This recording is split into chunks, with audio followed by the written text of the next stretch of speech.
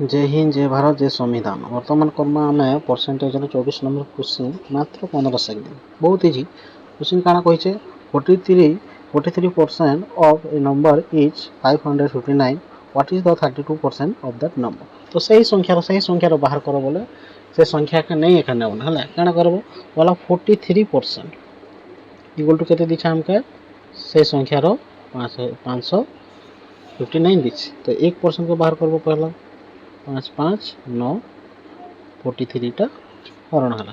तो हमको 32% बाहर करो बोलছে से संख्या। तो 32% इक्वल टू 32 गुणन करबो तार अर्थ। तो काटा छाटा करो तो केमती करबा देखो पहला हमें काटू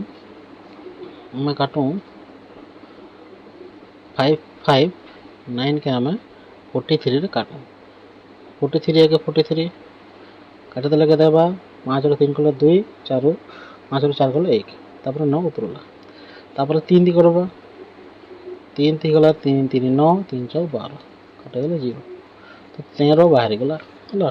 तो इतकी हरण कला के 13 13 और 32 के गुणन बाहर जे आंसर 32 और 13 के गुणन कर 3 गुणा 6 3 3 9 1 के गुणन कल 32 के 32 है 6 के 6 9 3 11 9 2 11 1 4 तो 416 हो जेबा हमर राइट आंसर।